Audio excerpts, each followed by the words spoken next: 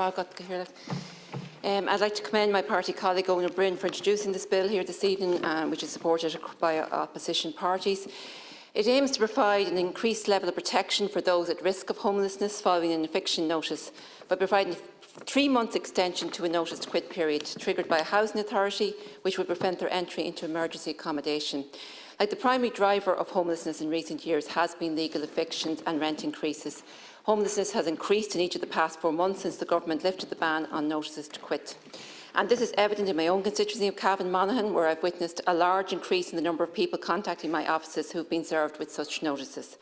The Department of Housing recently recorded 81 people in the North East region, which includes Cavan, Monaghan and Louth, as homeless. And the people receiving these notices are faced with very little option in the private sector when trying to find alternative accommodation. Like, for instance, according to daft.ie across County Cavan today, there are 9 houses for rent and there are 7 in County Monaghan. And this, I fear, is only the tip of the iceberg, as I'm aware of a lot of people who could be described as hidden homeless, sofa surfing between different friends' houses or flats over long periods of time and continuously having to move from one place to the next.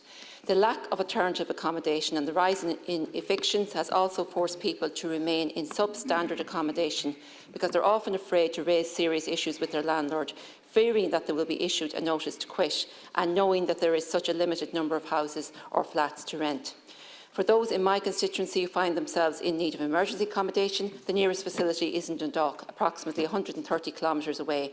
It is too far away from family and there's no direct public transport route to Dundalk. We need to see more action taken to keep families in their homes and prevent them from entering homelessness in the first place. So we need to ensure local authorities have every power to prevent adults and children from losing their homes and entering emergency accommodation. Gormagat.